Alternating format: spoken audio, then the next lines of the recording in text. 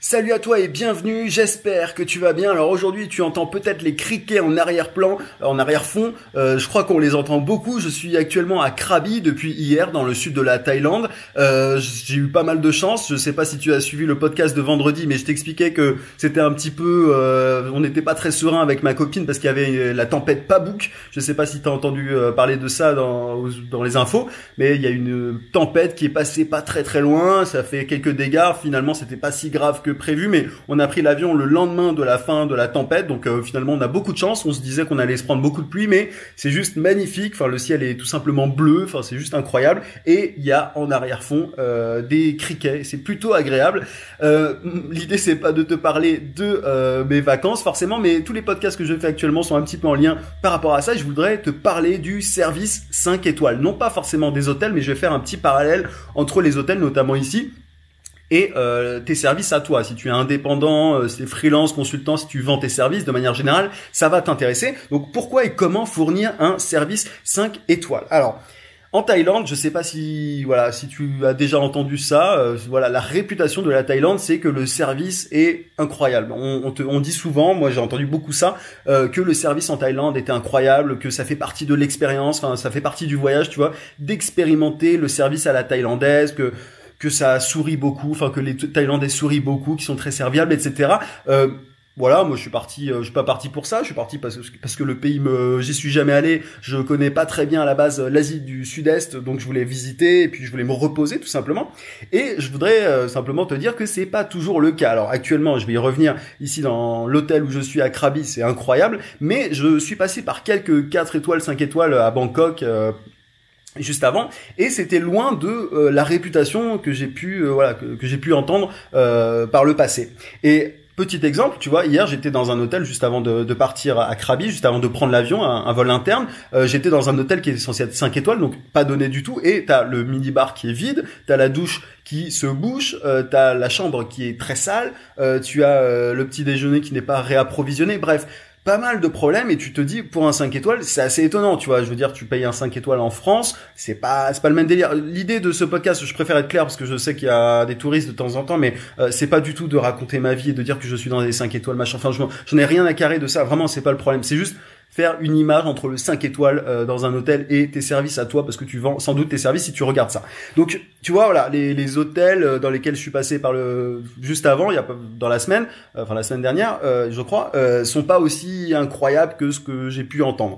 Et donc, minibar vide, je me suis noté quoi d'autre aussi? Ah oui, l'attente est extrêmement longue, peu importe où tu vas, tu attends très très très longtemps. Alors moi, je suis très dans l'efficacité, tu vois, donc c'est vrai que on est habitué à ça en France, ça va très très vite. Alors les serveurs sont pas toujours aimables ici, ils le sont, mais c'est quand même très très lent, et t'as l'impression parfois qu'ils se noient un peu dans un verre d'eau. Après c'est peut-être nous qui sommes tout simplement pressés, et voilà, c'est peut-être juste une différence culturelle, et il y a pas de problème par rapport à ça. Et voilà, donc petite expérience pas toujours très positive dans le pays qui est censé être un pays de service. Et ici, on arrive avec ma copine, on se fait accueillir, mais vraiment c'est juste incroyable. Enfin, avec la totale, tu vois, la chambre est juste ouf. Et ils pensent à des trucs auxquels tu n'as pas forcément pensé, tu vois, genre le sac de plage, alors que tu n'y as pas pensé. Alors encore une fois, on n'est pas venu ici pour ça. Enfin, moi je suis pas venu pour le service et tout, mais ça fait toujours plaisir. Et le résultat, c'est que on a déjà donné plus de pourboires ici, parce que ça se fait ici de laisser des pourboires, plus que chez nous. Donc voilà, plus de pourboires, on va laisser une note juste, je pense, incroyable sur Booking. Je crois qu'on est réservé sur Booking, alors que sur l'autre hôtel, par exemple celui d'hier et un autre avant, on va simplement les déboîter sur booking.com, parce que c'est loin d'être, tu vois, du 5 étoiles. Et au-delà de ça, même quand tu fais remarquer, et c'est ça qui est un petit peu étonnant, quand tu fais remarquer ça à l'hôtel, que c'est sale ou que la douche se bouche ou je ne sais quoi, bah en fait ils s'en foutent complètement. Ils en ont vraiment rien à faire, et il n'y a pas de remise ou de réduction pour s'excuser ou quoi. Alors peut-être que j'ai eu de mauvaises expériences, peut-être que je suis allé simplement au mauvais endroit et tout, peut-être que je me suis foiré, peut-être que je suis un pigeon, j'en sais rien. Après moi je t'avoue que les hôtels c'est presque plus chez moi que chez moi. Je sais pas si c'est clair, mais moi dans mon enfance je suis passé par beaucoup d'hôtels, parce que j'avais fait un podcast sur le sujet, mais j'ai vécu beaucoup à l'étranger et tout. Enfin, je me sens vraiment chez moi dans un hôtel, et je connais assez bien les hôtels de manière générale, je m'y sens bien. Mais c'est vrai que là, tu vois, il y avait un problème, malgré le fait que c'était des 5 étoiles. Et donc, pourquoi est-ce que je te parle de tout ça? Pourquoi est-ce que je te parle de ma vie? Simplement parce que tu dois faire pareil avec tes clients en tant que prestataire de service, en tant que consultant, en tant que freelance. Tu dois faire exactement la même chose. L'avantage principal, et il est tout simple, et ça c'est un truc qu'on n'arrive même pas à comprendre encore en France, c'est que si tu satisfais ton client, il va vouloir bosser avec toi beaucoup plus longtemps, et c'est plus facile tu vois, si ton objectif, toi, c'est de gagner ta vie en tant qu'indépendant, de bien gagner ta vie, c'est beaucoup plus facile de retravailler avec un même client satisfait que de chercher de nouveaux clients. Ça, je le dis de temps en temps, il vaut mieux convaincre un client que tu as déjà eu de payer d'autres prestations que d'en chercher d'autres, tu vois. Donc, il pourra, ce client, s'il est satisfait, simplement payer d'autres prestations, te demander, tiens, j'ai besoin d'un site internet, peu importe ce qu'il te demande, mais il peut payer plus cher, tout simplement. Le panier moyen de tes clients peut augmenter s'ils sont satisfaits, tout simplement. Et au-delà de ça, si je fais un petit parallèle avec le témoignage Booking que je vais laisser pour cet hôtel dans lequel je suis actuellement, un client satisfait par tes services, il peut te laisser un témoignage sur ton site internet et même te recommander. Tu vois, il peut te recommander à d'autres clients et tu peux avoir une espèce de cercle vertueux, un cercle vertueux comme ça, et tu peux arriver à un stade où tu n'as même pas besoin de chercher de nouveaux clients. Moi, j'en ai pas particulièrement besoin grâce à vraiment, c'est une boucle vertueuse, quoi. C'est vraiment un cercle vertueux que tu peux créer si tu as conscience qu'il faut fournir un service 5 étoiles. Je te donne un petit exemple pour te montrer à quel point c'est fondamental, en fait. Quand je me suis lancé, ma première ou deuxième mission, un truc comme ça, je me suis donné, j'ai bossé comme un malade pour mon tout premier ou deuxième client, je sais plus, je crois que c'était le deuxième. Je me suis vraiment donné, j'ai apporté un maximum, tu vois, sans forcément compter les heures pendant lesquelles je travaillais. Je crois que j'ai travaillé bien plus que ce qui était prévu. Alors certains diront, ouais, c'est de l'esclavagisme et tout, mais au début, t'es obligé de fournir un maximum d'efforts. Et cette personne-là a tellement apprécié la qualité de mon service que derrière, elle m'a recommandé et j'ai bossé avec un client avec qui j'ai bossé pendant très longtemps et qui a fait que ça fait partie des clients qui m'ont permis de devenir indépendant, tu vois, financièrement, totalement. Autre exemple, tu vois, t'as plusieurs, il y avait un cabinet de conseil notamment avec qui j'ai bossé, qui continue de bosser avec moi depuis le début parce qu'il est content à chaque fois des résultats que j'apporte. Quand je parle de 5 étoiles, c'est qu'il faut que tu sois, je vais y revenir un petit peu, mais il faut simplement apporter une grande attention aux détails, tout simplement, et essayer essayer de faire tout ce qui est en ton pouvoir pour pouvoir atteindre les résultats que tu as promis, tout simplement. C'est un peu la base, et ne pas te contenter du strict minimum. Je vais y revenir. Mais voilà, et du coup, ce client, encore une fois, il m'a permis de bien gagner ma vie, et du coup, c'est essentiel. Du coup, comment est-ce que toi tu peux faire? Je me suis pris des notes, tu vois, c'est pas parce que je suis en vacances que je m'arrête de bosser. En vacances, c'est un grand mot d'ailleurs, il y a jamais vraiment de vacances quand t'es indépendant. Je sais pas si t'es déjà indépendant ou quoi, mais en tout cas, tu t'en rendras compte, mais c'est toujours très agréable. Je préfère bosser comme ça devant la plage que de bosser dans un open space. Tout est dans l'intention. Comment faire pour fournir un service 5 étoiles? Il faut comprendre que tout est dans ton intention. Le point commun de ceux qui se foirent, c'est qu'ils pensent tous aux bénéfices, ils pensent tous à ce qu'ils peuvent tirer de la relation. Ils pensent tous à comment est-ce que je peux faire pour gagner de l'argent. Ils sont concentrés vraiment sur le revenu, sur l'argent, sur ce qu'ils peuvent gagner. Ils sont pas concentrés sur ce qu'ils peuvent apporter, tout simplement. Donc ça, c'est vraiment dans ton intention que ça se joue. Et d'ailleurs, ici, la plupart du temps, ceux qui ne fournissent pas de bons services dans les hôtels notamment, c'est ceux qui te prennent pour un pigeon, tu vois. C'est-à-dire que vraiment, alors, on peut en parler pendant des heures, c'est pas un podcast sur la Thaïlande vraiment, mais c'est-à-dire que je pense qu'il y a tellement de touristes en Thaïlande que forcément il y en a qui se comportent pas forcément bien, et il y a un moment les Thaïlandais en ont tout simplement marre et ils font le strict minimum, ils te prennent pour un porte-monnaie sur pattes, et parfois je pense qu'ils ont raison, mais voilà, c'est un peu dommage parce que ils peuvent parfois perdre, ils pourraient gagner bien plus en fournissant un service de meilleure qualité, tout simplement. Donc moi, ce que j'ai envie de te dire, et s'il y a un truc qu'il faut que tu retiennes de ce podcast, c'est que l'argent est une conséquence d'un service 5 étoiles, tout simplement. L'argent est une conséquence. C'est pas sur ça que tu dois te concentrer.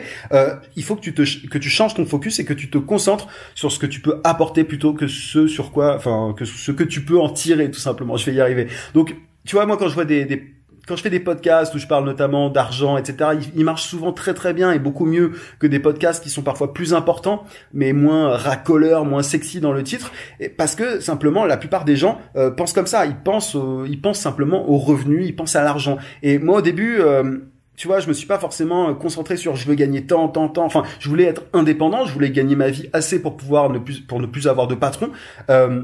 Mais j'avais pas d'objectif forcément monétaire, tu vois, j'avais pas un chiffre précis en tête. Et je me rends compte d'un truc aujourd'hui, c'est que plus enfin mieux j'aide les gens en face de moi, plus je gagne de l'argent. C'est un peu étonnant, c'est pas plus je fournis d'efforts ou plus je sais pas, ou plus je prospecte ou quoi, c'est mieux j'aide les gens, plus je fournis un service de qualité, plus je gagne d'argent. Et c'est assez étonnant. Enfin, tu vois, moi, il y a un moment, à une époque, je me disais, ouais, il suffit de redoubler d'efforts, de bosser 2 fois plus, de machin. Et ça n'a rien à voir, en fait. Et c'est assez étonnant. Et après, il y a un moment, tu vois, encore une fois, c'est un effet boule de neige. Si tu commences à bien aider une personne, elle va te recommander, elle va te donner un témoignage, ça va être de plus en plus facile. Et après, ça roule. Tu vois, moi, aujourd'hui, j'ai plein de témoignages simplement parce que je me suis buté pour fournir le meilleur service possible à mes clients. Et aujourd'hui, c'est extrêmement facile. Et je gagne de plus en plus d'argent grâce à ça, parce que j'aide et j'ai compris simplement ce dont les gens avaient besoin en face de moi. Et quand on me demande, tu vois, quels sont mes objectifs en termes de revenus, on me l'a demandé il y a pas très longtemps par email, bah j'en ai pas, parce que c'est pas pertinent en fait. Ne te dis pas il faut que je gagne 2000 euros. Si tu penses vraiment, hein, si tu penses voilà, j'ai envie de gagner 10 000 euros, c'est ça mon objectif, ou alors j'ai envie de gagner 100 000 euros, c'est mon objectif, ou alors 5 000 ou 2 000 ou 1 500, tu vois, ou 2 000, peu importe.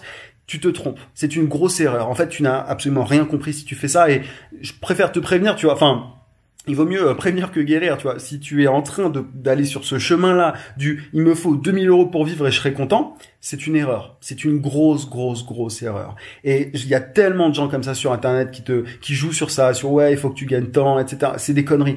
Apprends à tout simplement apporter les meilleures solutions possibles pour les personnes en face de toi en tant que prestataire de service. Que tu sois community manager, rédacteur, traducteur, web designer, photographe, comprends ce dont les gens ont besoin en face de toi. Si tu es obsédé par les bénéfices, et c'est ça le problème, tu feras vraiment le service minimum et tu atteindras des limites. Tu vois, il y a plein de gens qui sont bloqués à certains plafonds parce qu'ils font le service minimum, parce qu'ils sont obsédés par le bénéfice, parce qu'ils se disent voilà, il faut que je gagne tant. Leur objectif, c'est ça. Moi, je sais même pas combien je gagne, tu vois. C'est un peu bizarre dit comme ça, mais je sais pas exactement combien je gagne. Je sais en gros, mais je sais pas exactement combien parce que c'est pas ça qui m'intéresse, tu vois. Et il y a un moment, c'est pas que c'est virtuel, mais c'est-à-dire que moi, mon jeu, c'est d'aider au mieux des gens. Et tu vois, de recevoir des mails de gens qui me disent ouais, c'est génial, merci. Enfin, merci de m'avoir aidé. Grâce à toi, j'ai rentabilisé mon investissement par 6. Enfin, j'ai trouvé plein de clients. Enfin bref, moi, c'est pour ça que je travaille. C'est pour le bénéfice que je cherche, il est pas financier. Alors comme tout le monde, tu vois, ne soyons pas faux cul ou quoi. Je suis pas hypocrite. Tout le monde veut gagner sa vie. Tout le monde aime l'argent dans le sens où tout le monde a besoin d'argent pour vivre et pour voilà simplement vivre comme il en a envie. Moi aussi. Mais je ne suis pas focus là-dessus. Et est-ce que tu veux être, simplement, c'est une question et que je me suis noté, est-ce que tu veux être le petit prestataire de service qui fait le boulot, qui fait vraiment le strict minimum, ou alors simplement celui qui crée une vraie expérience, une expérience unique pour ses clients, à tel point qu'il devient indispensable? Est-ce que tu as envie de devenir indispensable ou tu as envie d'être un accessoire, une commodité? Je pense que tu préfères être indispensable et tu deviens tout simplement indispensable en fournissant un service 5 étoiles. Bosse pour comprendre. Et au début, si tu es à tes débuts, si tu gagnes en dessous de 2000 ou 5000 même euros par mois, c'est des grosses sommes, on est d'accord, viens pas me dire en commentaire oui, mais c'est beaucoup et tout. Enfin, j'en ai marre de ce genre de commentaires, ça me fatigue. Chacun ses pensées limitantes, mais bref. Bosse pour comprendre tes clients mieux que eux-mêmes. Tu vois, comme cette histoire de petit panier de plage avec tout ce qu'il y a avec tout le nécessaire pour aller à la plage. Pense à ce que tes clients ont besoin. Essaie de comprendre au mieux. Bosse, charbonne un max pour comprendre ce dont ils ont besoin et devance même leurs attentes. Et c'est comme ça que tu pourras très très bien gagner ta vie. C'est en fournissant, c'est en apportant sur un plateau d'argent tout ce qu'ils veulent et même plus, que tu seras indépendant financièrement et que ça sera de plus en plus facile. Et tant que tu penses en termes de, tu vois, de revenus, en termes de, tu vois, d'argent et tout, tant que tu penses à ce que tu peux en tirer, tu feras toujours partie du troupeau entre guillemets qui sera tout le temps en train de galérer, qui atteindra des plafonds, qui sera complètement bloqué. Il n'y a absolument aucune limite, il n'y a pas de plafond, tout ça ce sont des conneries à partir du moment où tu changes ton état d'esprit. Encore une fois, tout le monde a besoin de gagner sa vie, tout le monde a envie de gagner sa vie, tout le monde a envie d'argent pour pouvoir voilà se payer des trucs sympas, etc., se payer des hôtels de 5 étoiles si t'en as envie, peu importe ce que t'as envie de te payer, une voiture, une machin, je m'en fous, ou des voyages, peu importe, mais voilà, en tout cas, essaye de fournir un service 5 étoiles et concentre-toi là-dessus. Et pour fournir un service 5 étoiles, il faut comprendre tes clients au mieux et leur apporter ce qu'ils veulent, voire plus. Voilà un petit peu ce que je voulais te dire aujourd'hui.